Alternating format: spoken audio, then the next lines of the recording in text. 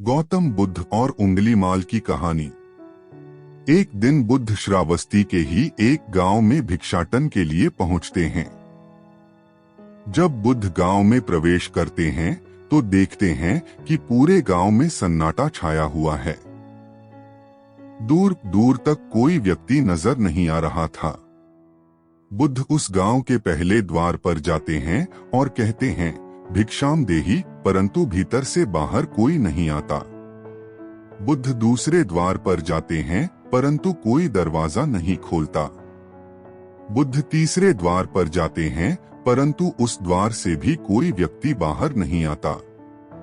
फिर अचानक से एक दरवाजा खुलता है जिसमें से एक व्यक्ति बाहर निकलता है। वो जल्दी से बुद्ध का हाथ पकड़ता और उन्हें अपने घर में ले जाता है और कहता है, क्षमा करें बुद्ध, परंतु इस समय आप बाहर नहीं जा सकते।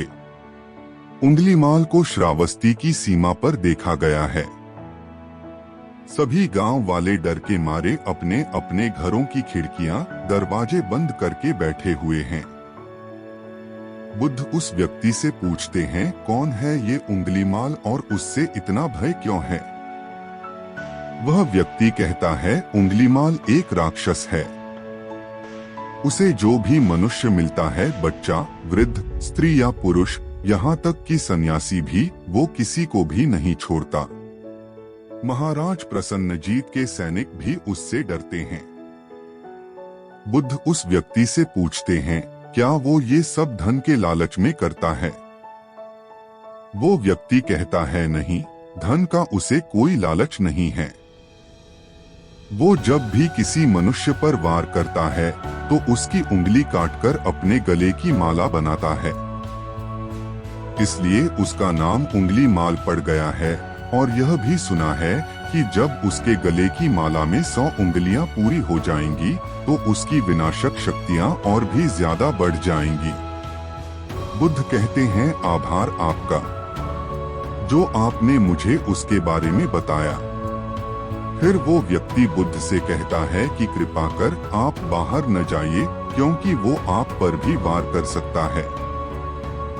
बुद्ध कहते हैं, भय से अपनी राह छोड़ दो, ऐसा मैंने कभी नहीं किया। मुझे भिक्षा मांगता देख जन जन के हृदय में उंगलीमाल का भय कम होगा। फिर वो व्यक्ति कहता है, नहीं बुद्ध, आप मत जाइए, वो बहुत ही ज्यादा खतरनाक है। बुद्ध कहते हैं, वो खतरनाक नहीं बल्कि दुखी है और मुझे उसके पास जाना होगा क्योंकि उसे मेरी आवश्यकता है। इतना कहकर बुद्ध उस व्यक्ति के पास से चले जाते हैं। कुछ दूर चलने के बाद बुद्ध वन में प्रवेश करते हैं। वन में चारों ओर एक सन्नाटा छाया होता है। दूर दूर तक ना तो कोई मनुष्य और ना ही कोई पशु पक्षी दिख रहा होता है, परंतु बुद्ध अपने मार्ग में आगे बढ़ते रहते हैं। अचानक बुद्ध के सामने उंगलीमाल आकर खड़ा हो जाता है। उसका रूप इतना डरावना होता है कि कोई भी व्यक्ति उसे देखकर ही भयभीत हो जाए। उसके गले में उंगलियों की माला होती है। चेहरा और हाथ रक्त से सने होते हैं और शरीर बलशाली होता है। उसका रूप इतना भयानक होता है कि किसी भी साधारण व्यक्ति के प्राण तो उसे देखते ही निकल जाएं, परंतु बुद्ध पर उंगलीमाल के इस डरावने रूप का कोई भी असर नहीं होता। बुद्ध कुछ क्षण तक एक शांत मुस्कुराहट के साथ उंगलीमाल की तरफ देखते हैं और फिर उसकी बगल से निकलकर अपने मार्ग में आगे बढ़ जाते हैं। बुद्ध को ऐसा करते देख उंगलीमाल को ये समझ नहीं आता कि उसके साथ ये हो क्या रहा है। वह मन ही मन सोचता है कि मुझे देखकर लोग या तो भाग जाते हैं या मुझे देखकर ही मर जाते हैं या फिर मुझसे अपने प्राणों की भीख मांगने लगते हैं। मैंने कई सन्यासियों को भी मारा है, परंतु मैंने आज तक कोई ऐसा व्यक्ति नहीं देखा जो मुझे नजरअंदाज करके अपने मार्ग में आगे बढ़ जाए। या तो इसने मुझ पर ध्यान नहीं दिया होगा या फिर हो सकता है कि यह देख ही ना सकता हो, परंतु मुझे इससे क्या, मुझे तो अपनी उंगलियों की माला पूरी करनी है। उंगलीमाल बुद्ध को आवाज लगाता है, ए साधु रुक। फिर भी बुद्ध उंगलीमाल को नजरअंदाज करते हैं और अपने मार्ग में आगे बढ़ते रहते हैं। उंगलीमाल और ज्यादा क्रोध में भरकर बुद्ध को आवाज लगाता है, ए साधु रुक। फिर भी बुद्ध उंगलीमाल को फिर से नजरअंदाज करते हैं और अपने मार्ग में आगे बढ़ते हैं। उंगलीमाल तीसरी बार बहुत ही ज्यादा क्रोध में भरकर आवाज लगाता है, ए साधु रुक। फिर बुद्ध रुकते हैं। उंगलीमाल बुद्ध के पास जाता है और कहता है, मेरे आदेश देने के बाद भी तू रुका क्यों नहीं? बुद्ध कहते हैं, मैं तो बहुत पहले ही रुक चुका हूँ, तुम ही चलते जा रहे हो। उंगलीमाल ये समझ ही नहीं पाता कि बुद्ध क्या कह रहे हैं, परंतु वो इतना जरूर समझ जाता है कि सामने खड़ा व्यक्ति उससे थोड़ा भी नहीं डर रहा है। उंगलीमाल बुद्ध को डराने के लिए चिल्लाकर पूछता है, ए साधु, तुझे मुझसे भय नहीं लग रहा है क्या? मैं आदि मानव हूँ। बुद्ध कहते हैं, नहीं, तुम मानव हो। बुद्ध की यह बात उंगलीमाल के हृदय पर लगती है। पहली बार उसे किसी ने मानव कहा था, परंतु वो इस बात को नजरअंदाज करने का प्रयास करता है और बुद्ध से पूछता है, ए साधु, तूने ये क्यों कहा कि तू कब का रुक चुका है, जबकि तू तो चल रहा था, और तूने ये क्यों कहा कि मैं नहीं रुका? बुद्ध कहते हैं, मैं बहुत पहले ही रुक चुका हूँ, यानी मैंने ऐसे सारे बुरे कृत्य करना पहले ही छोड़ दिया है जिससे किसी भी व्यक्ति को कष्ट पहुँच सकते हैं। सब जीना चाहते हैं, बस तुम उन्हें करुणा से देखने का प्रयास करो। बुद्ध के ये शब्द दोबारा से उंगलीमाल के हृदय पर चोट करते हैं, परंतु वह दोबारा से बुद्ध की बातों को नजरअंदाज करने का प्रयास करता है और इस बार वह और क्रोध में भरकर बुद्ध की गर्दन पर अपनी कटारी रख देता है, जिससे वो लोगों की हत्या किया करता था, और बुद्ध से चिल्लाकर कहता है, नहीं, मानव में ना तो प्रेम है और ना ही करुणा है, सिर्फ छल और कपट है, इसलिए मैं सबकी हत्या करूंगा और किसी को जीवित नहीं छोड़ूंगा। बुद्ध कहते हैं, तुम्हें लोगों ने बहुत दुख दिया है। उंगलीमाल, क्रूरता मनुष्य अज्ञान के कारण ही करता है। ईर्ष्या, द्वेष, मोह, माया, ये सभी अज्ञान की ही संतानें हैं, परंतु वो व्यक्ति ही है जिसमें दया, करुणा, सद्भाव और समझ का उदय भी होता है। उंगलीमाल, यदि इस जीवन में क्रूर और निष्ठुर लोग हैं तो दयावान भी हैं। बस तुम्हें अपनी आंखों से इस अंधेपन की इस पट्टी को हटाना होगा जो तुम्हें केवल बुराई ही दिखा रही है। तीसरी बार बुद्ध के शब्दों को सुन उंगलीमाल का खुद पर से संयम हट जाता है। उसे समझ नहीं आता कि पहली बार उसे अपना आपा इतना कमजोर क्यों महसूस हो रहा है। वह कोशिश तो करता है क्रोध करने की, परंतु कर नहीं पाता।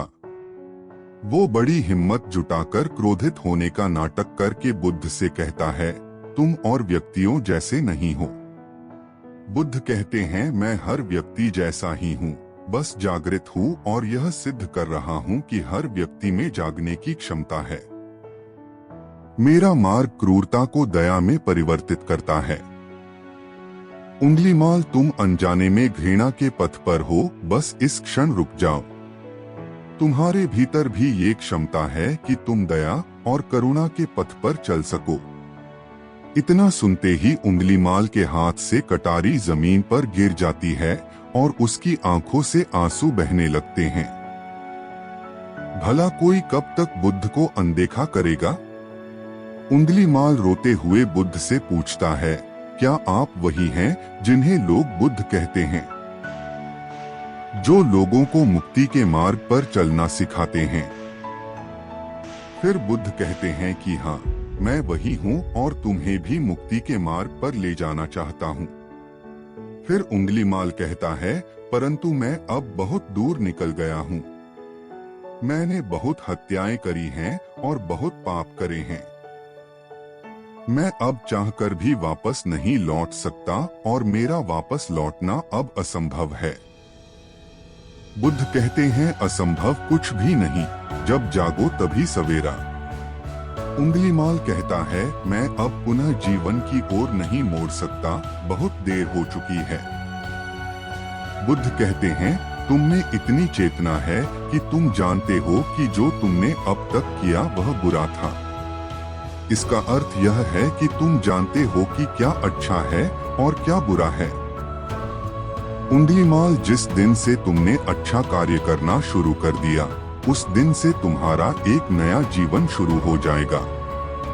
फिर उंगलीमाल कहता है मैं कितने भी अच्छे कार्य क्यों न कर लूं, परंतु लोग मुझे उसी दृष्टि से देखेंगे और मुझे चैन से जीने नहीं देंगे। बुद्ध कहते हैं उंगलीमाल यदि तुमने हिंसा का मार्ग छोड़ा तो मैं तुम्हें मार्ग दिखाऊंगा और तुम्हारा संरक्षण करूंगा और तुम्हें लोगों की घृणा से बचाऊंगा, बस पहला कदम तुम्हें ही उठाना होगा। उंगलीमाल पूछता है क्या ये हो सकता है? बुद्ध कहते हैं अवश्य हो सकता है। तुम में असामान्य बुद्धि है उंगलीमाल, तुम परम सत्य के पथ पर बहुत आगे जाओगे।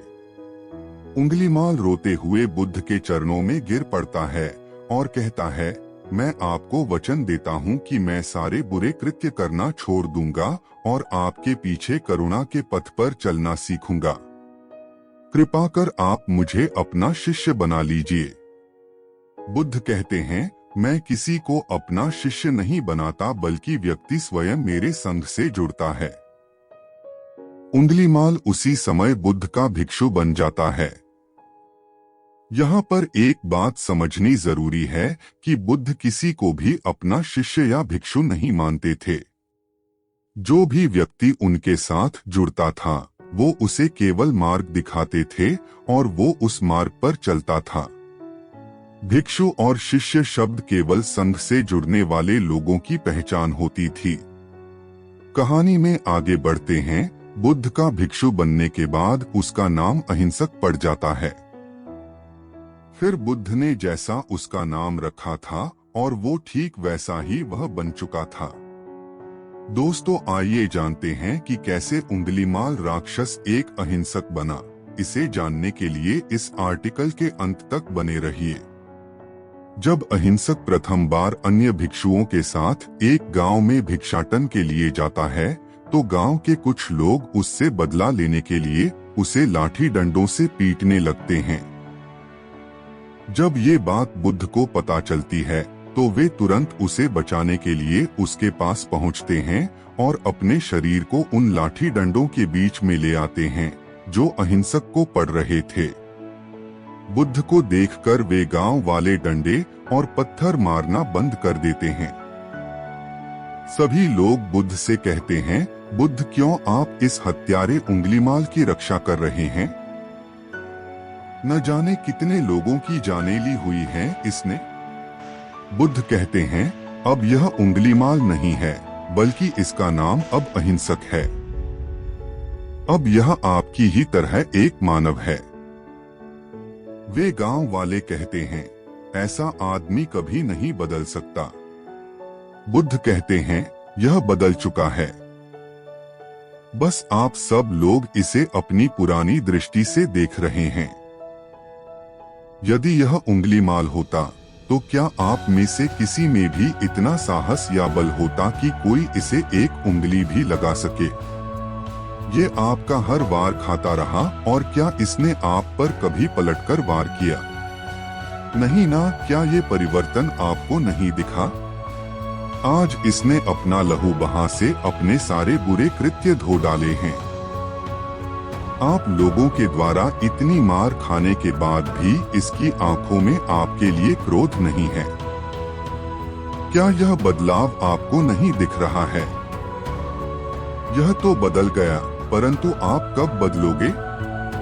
इतने में ही उन गांव वालों में से एक स्त्री कहती है, यह परिवर्तन मैंने स्वयं देखा है। वो स्त्री गांव वालों से कहती है, आप में से कौन ऐसा है जो दूसरों के दुख में दुखी हो, दूसरों की पीड़ा सहन ना हो तो उसे हर प्रकार की सहायता प्रदान करे, और ऐसा इस भिक्षु ने किया है। 2 दिन पहले एक व्यापारी अपनी पत्नी को लेकर जा रहा था और उसकी पत्नी प्रसव पीड़ा से व्याकुल थी। तब मैं पास से ही गुजर रही थी, इसलिए मैं भी दौड़ी दौड़ी गई। उस स्त्री की पीड़ा बढ़ती ही जा रही थी। घना जंगल होने के कारण उसे कहीं ले जाया भी नहीं जा सकता था। तभी यह भिक्षु वहां आ पहुंचा और इसने मुझसे पूछा कि क्या हुआ बहन। मैंने इसे बताया कि यह स्त्री प्रसव पीड़ा में है और इस घने वन में हम कुछ कर भी नहीं पा रहे हैं। कब तक यह कष्ट भोगेगी, कहीं इसके और इसके बच्चे के प्राण ना चले जाएं। फिर इस भिक्षु ने मुझसे कहा कि ऐसा नहीं होगा, मैं अभी अपने गुरु के पास जाऊंगा, वे अवश्य ही कोई मार्ग दिखाएंगे। इतना कहकर ये भिक्षु दौड़कर वहां से चला गया। बुद्ध कहते हैं कि फिर व्यथित हो अहिंसक मेरे समक्ष आया और मेरे पैरों में गिरकर मुझसे कहने लगा, बुद्ध, एक स्त्री गहन प्रसव पीड़ा में है और उसकी पीड़ा बढ़ती ही जा रही है, कहीं माँ और बच्चे को कुछ हो न जाए। ये सब सुनकर बुद्ध ने कहा कि दौड़कर जाओ और उससे कहो, बहन, जिस दिन से मेरा जन्म हुआ है मैंने जानबूझकर किसी भी प्राणी को कष्ट नहीं पहुंचाया है। मेरे सत्कर्म तुम्हारा सुरक्षा कवच बने और आपकी और आपके शिशु की रक्षा करे। अहिंसक ने मुझसे कहा, परंतु यह तो असत्य होगा बुद्ध। सत्य तो यह है कि मैंने आज तक बहुत से प्राणियों को कष्ट पहुंचाया है। यदि मैंने ऐसा कहा तो वे माता और शिशु उसी क्षण प्राण त्याग देंगे। फिर बुद्ध ने कहा, तो तुरंत जाओ और उस स्त्री से कहो, बहन, जिस दिन से मेरा एक नया जन्म हुआ है मैंने सभी बुरे कृत्यों को त्यागा है और उस दिन से मैंने किसी भी प्राणी को कष्ट नहीं पहुंचाया है और मेरे सत्कर्म आपका सुरक्षा कवच बने और आपकी और आपके शिशु की रक्षा करे। फिर अहिंसक ने बुद्ध से पूछा कि क्या मेरे सत्कर्म उन्हें बचा लेंगे। बुद्ध ने कहा कि अवश्य यह तुम्हारी अपनी कमाई है, या तो तुम इसे अपने लिए बचा कर रखो या फिर किसी पराये पर खर्च कर दो। अपने कमाए सत्कर्म को किसी पराये पर न्योछावर करने से पहले अहिंसक ने एक क्षण नहीं सोचा और वो उसी समय उस स्त्री और उसके शिशु की जान बचाने के लिए वहां चला आया। वह स्त्री कहती है कि हाँ, यह भिक्षु दौड़कर वहां आया और अभी भी वो स्त्री गहन पीड़ा से जूझ रही थी। इसने अपने दोनों हाथ जोड़े और आंखें बंद करके कहने लगा, बहन, जिस क्षण से मैं भिक्षु बना हूँ उस क्षण के बाद मैंने कोई भी ऐसा कृत्य नहीं किया जिससे कि किसी भी प्राणी को कष्ट पहुँचे। मेरे सत्कर्म आपके लिए सुरक्षा कवच बने, आपकी और आपके शिशु की रक्षा करें। और इतना कहते ही उस स्त्री ने अपने बच्चे को जन्म दे दिया। फिर बुद्ध कहते हैं कि दूसरों के दुख से दुखी होने वाला यह व्यक्ति अहिंसक कैसे किसी को दुख दे सकता है। यदि ये भिक्षु मन का सच्चा ना होता तो वह स्त्री कब के अपने प्राण त्याग चुकी होती। फिर अहिंसक ने बुद्ध से कहा है कि इन्हें मत रोकिए बुद्ध, इन्हें मारने दीजिए और तब तक मारने दीजिए जब तक कि इनके मन का क्रोध शांत ना हो जाए। फिर बुद्ध अहिंसक से कहते हैं, कर्म और गुणों के भंडार हो तुम। आज तुमने अपने नाम अहिंसक को सिद्ध कर दिया है। बुद्ध और उस स्त्री की बात सुन वे सभी गांव वाले कहते हैं, आप सही कह रहे हैं बुद्ध। अहिंसक बदल चुका है और हमसे ही देखने में भूल हो गई थी। दोस्तों, इस कहानी से हमें यह सीखने को मिलता है कि लोग सोचते हैं कि उन्होंने बहुत सारे गलत काम किए हुए हैं, अब इन गलत कामों को सुधारने के लिए कोई भी विकल्प नहीं है। इस पर गौतम बुद्ध कहते हैं कि चाहे आपने अब तक कितने भी बुरे काम क्यों न किए हुए होंगे, लेकिन अगर आप एक विचार को अपने मन में लाते हैं कि अब मुझे कुछ सही करना है, तो वही विचार आपके रूपांतरण का कारण बन सकता है। पर सबसे जरूरी बात यह है कि क्या आप पहला कदम उठाने के लिए तैयार है। दोस्तों, यह कहानी आपको कैसी लगी नीचे कमेंट बॉक्स में कमेंट करके जरूर बताएं।